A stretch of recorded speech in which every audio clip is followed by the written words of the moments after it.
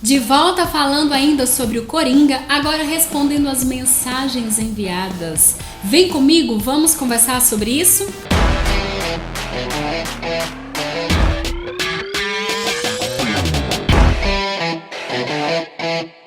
Olá pessoal, meu nome é Abnilza Durães e como eu já disse que eu iria responder as perguntas sobre o filme Coringa, vamos nessa! Começando pela pergunta da Graciele. O Coringa é fruto do meio?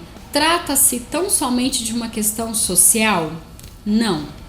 A psicologia vai mostrar, e aqui eu vou usar o exemplo do Coringa, mas não só na história do Coringa, o comportamento humano ele é fruto de uma diversidade de fatores, tanto genéticos como contexto familiar, todo o contexto ambiental, a história de vida, o contexto cultural que o indivíduo está inserido. No entanto, mesmo que a pessoa, porque todo mundo tem uma predisposição genética para desenvolver algum tipo ou de patologia ou de psicopatologia, que são os transtornos mentais. No entanto, esses transtornos virão à tona.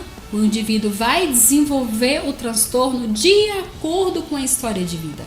É a história de vida da pessoa, se a pessoa passou por violência ou não na infância. Gente, violência na infância é avassalador para a vida inteira do indivíduo. Quem passa por violência na infância, com certeza vai ter um transtorno mental na vida, porque a violência é avassaladora e a criança não tem maturidade psíquica para filtrar e lidar com a violência. Nenhum adulto tem. Imagine uma criança, um ser em formação. Então a violência vai deixar sempre como consequência algum tipo de desordem emocional na própria infância, na adolescência e na fase adulta. E o indivíduo se cuidando, se tratando ou buscando viver em contextos sociais favoráveis à sua saúde mental, vai ter o mínimo de prejuízo mesmo tendo alguma desordem. Então, na história do Coringa, ele não é só um fruto do contexto social.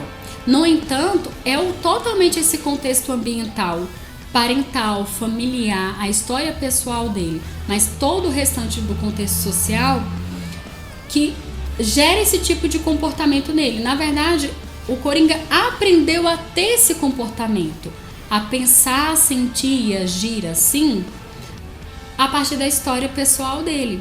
Onde que ele ia aprender? Qual é o contexto familiar que ele teve que ensinou ele afeto, que ensinou ele amor, que ensinou ele respeito, que ensinou ele cuidado?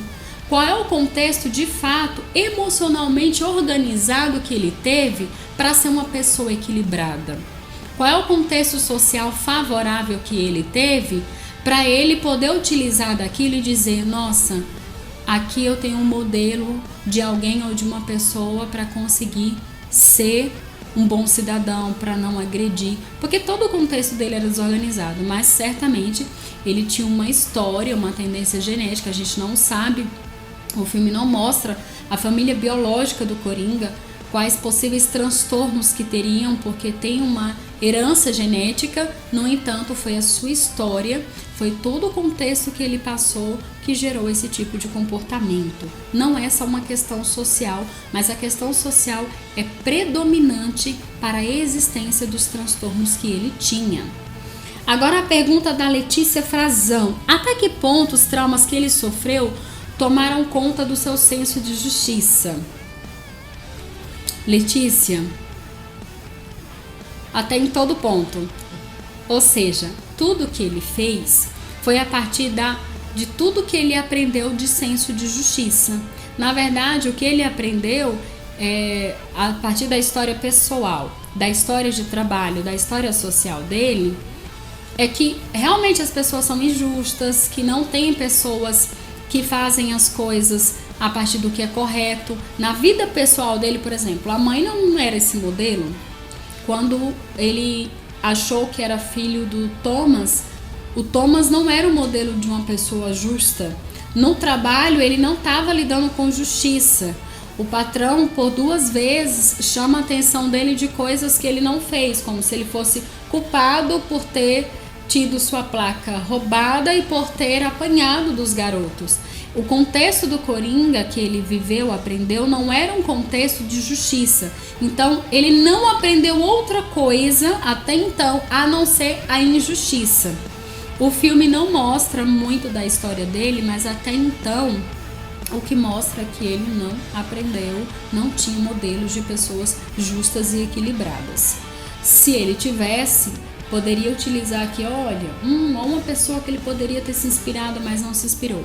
Mas em casa, no trabalho, na comunidade, até na sua apresentação de stand-up, na apresentação de TV, em tudo, ele estava cercado de vários comportamentos injustos. Outra pergunta da Letícia: gatilhos emocionais para ter atingido a psicopatia. Letícia, na psicologia nós não falamos de gatilhos emocionais. Nós falamos que existem pessoas mais vulneráveis a ser psicopatas do que outras. O Coringa se tornou psicopata, aprendeu a ser psicopata. E como eu respondi, a Graciele, ele já tinha uma tendência, claro, genética para isso, mas toda a história dele, todo o contexto é onde ele teve uma espécie de lição, como não ser social. A psicopatia é um comportamento antissocial, extremo, né? Onde a perversidade é na perversidade que o indivíduo encontra o seu prazer e a solução dos seus problemas, é sempre na perversidade. Então, no caso do Coringa, ele era um cara emocionalmente desequilibrado, instável, vulnerável, e quando ele decide tomar alguma postura, alguma posição na vida, é através da perversidade. Enfim, é toda essa história que o torna psicopata. A pergunta da Vitória: o Joker, falar sobre o Joker e relacionar também a depressão e transtornos mentais. Bom, Vitória, não ficou muito claro o seu pedido, mas eu entendo que você queria que eu falasse sobre a relação dos transtornos mentais com a história do Coringa. Na verdade, a história do Coringa é uma história sobre como as pessoas adquirem os transtornos mentais que adquirem. Não dá para dizer que Arthur tinha depressão ou não, mas dá para dizer que ele tinha um conjunto de transtornos, um conjunto de sintomas de quem tinha diversos transtornos que foram adquiridos a partir da sua história. Outra pergunta que a Vitória faz, e que todas essas perguntas, gente, muita gente foi fazendo as mesmas perguntas e por isso que eu tô tirando só de algumas pessoas. E ela diz: acho que seria legal falar sobre como o filme muda a perspectiva das pessoas sobre saúde mental. Sim, muda muito, porque na verdade se tem um mito de que o transtorno mental surge do nada, aparece do nada, é só num determinado momento, a partir de um determinado fator. Nossa, fulano desenvolveu depressão depois que se separou. Ah, por que fulano cometeu suicídio? Por que cicrano passou a ter transtorno de personalidade? Não tem um fator único que seja gerador de transtorno emocional ou mental, psicológico, psiquiátrico, como quiser chamar. Existe um conjunto de fatores e uma história de vida e uma herança genética que fazem com que o indivíduo vá ter transtorno mental ou não. Pergunta da Yamanda Marciano. Querida Yamanda Marciano, você perguntou: ao ver o filme associei a crise de riso à síndrome de Tourette. O que você acha? Na verdade, boa essa sua pergunta, mas a síndrome de Tourette, acho que é assim que fala em francês. Não sou boa, gente, nem em português, Amanda. Você manda uma pergunta em francês, Amanda. Olha só, a síndrome de Tourette, ela está associada a um transtorno de neurodesenvolvimento com desordens ansiosas. E o indivíduo tem realmente alguns tiques. Não é o caso do Coringa, ele não tinha tiques ansiosos ou nervosos. O que ele tinha, na verdade, é de fato uma incoerência da expressão emocional com o que ele realmente sentia. Então é transtorno expressivo das emoções. Então era na hora dele expressar o que ele sentia, era incoerente com o que ele realmente sentia. A Priscila perguntou sobre a crítica do filme a respeito da forma como o doente mental é tratado pela sociedade. Basicamente, o filme é uma crítica a isso, né? O tema do filme Joker é esse, é como uma pessoa com transtorno mental é vista, é tida, é tratada, né? Tanto que a expressão do Arthur no filme é de que as pessoas esperam que quem tem transtorno mental se comporte como a quem não tivesse. E acho que esse filme, gente, além de ser excelente, foi extremamente oportuno para o atual momento que nós vivemos. Precisamos falar mais sobre essas desordens. Essas desordens são mais comuns, né? E a gente vive ainda naquele mito, nossa, fulano é louco, fulano não é louco. Preocupado com a loucura, o povo não está vendo a realidade.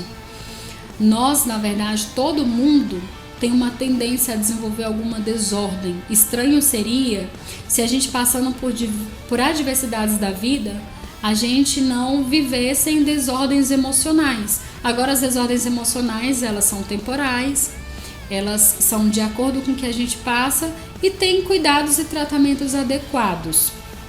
Pergunta da querida Ana Carolina: dos fatores que desencadearam a progressão da doença mental no Coringa. Eu acho que essa é a mesma resposta para Graciele, que eu dei para Graciele, que é toda a história de vida dele, né? Tudo que ele passou, tudo que ele viveu gerou esse tipo de comportamento. Não foi algo que foi lá e causou por si só, não. Mas Coringa, não sabendo lidar com a história que ele tinha de uma forma favorável. Ele lidou com a vida dele, com as circunstâncias da vida dele de uma forma muito ruim. Mas foi a forma como ele encontrou e que ele entendeu que deveria lidar. Pergunta da Mona: você acha que houve uma exaltação à loucura nesse filme? Muito boa essa pergunta também. Algumas pessoas, várias pessoas, na verdade, me mandaram mensagem dizendo sobre isso, né? Algumas disseram que o filme foi uma decepção, que não gostou, não esperava por isso.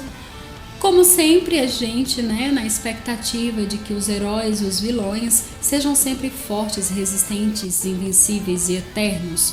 Só que agora a pegada da DC, da Marvel, da Pixar, tem sido muito mostrar um lado mais humano desses heróis. Antes de ser herói, antes de se tornar herói ou vilão, quem são essas pessoas? Então o filme, Mona, está fazendo uma chamada para a gente observar sobre a história das pessoas antes delas se tornarem vilões ou heróis. A história das pessoas, quem são essas pessoas? E como a história do Coringa é exatamente uma história do início ao fim de desordem mental, pode passar essa impressão mesmo que é a exaltação da loucura. Outra cena também que talvez você tenha entendido como exaltação da loucura é a cena final, né? Que ele está lá em cima do carro e está todo mundo gritando e apoiando ele. Na verdade, as pessoas estão exaltando não a loucura, mas a perversidade, porque as pessoas se identificam. Nós nos identificamos de alguma forma, em algum nível, com alguns tipos de perversidade do Coringa. Há um pouquinho de Coringa na gente.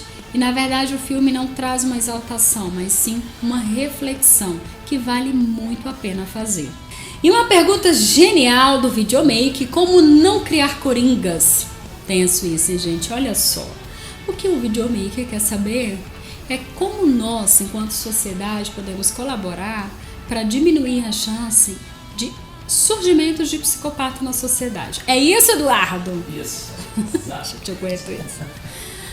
De fato, a forma como a sociedade funciona, a forma como a sociedade está atualmente organizada, tudo o que acontece desde termos políticos e culturais vão colaborar ou não para a saúde ou doença mental. Sim.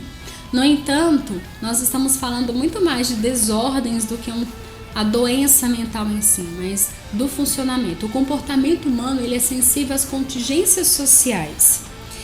E é difícil responder isso, na verdade não há uma resposta precisa para isso, porque depende da história pessoal. Muitas pessoas com histórias muito dolorosas, de violência extrema, não tiveram fim, não estão tendo fim como Coringa. Não optaram ou não se transformaram em psicopatas, mesmo estando numa sociedade injusta, desigualdades sociais, porque teve outros aspectos sociais, outros grupos sociais dos quais serviu como suporte ou apoio. Então não dá pra gente ir para extremos, é a sociedade, é a história pessoal, mas é um conjunto de fatores. A história pessoal, especialmente o cuidado familiar na primeira infância. Essa sim, é a maior e melhor forma de colaborar para evitar todo e qualquer tipo de desordem comportamental. Nós, seres humanos, precisamos de modelos primários.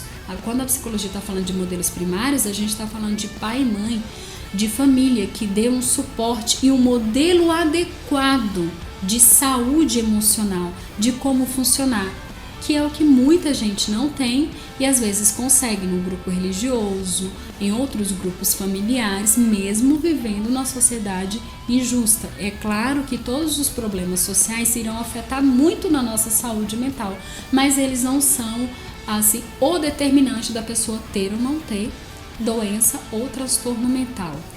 Gente, é isso. Muito obrigada por estar aqui. Foram muitas perguntas, eu tentei sintetizar nas semelhanças entre elas. Espero que isso tenha ajudado você e vamos continuar analisando séries, filmes e também games. Passa aqui, deixa o seu comentário, a sua sugestão também de análise, curte, compartilha. Clique aqui nesse sino para receber as notificações de novos vídeos. E é isso, e é sempre muito bom ter você aqui.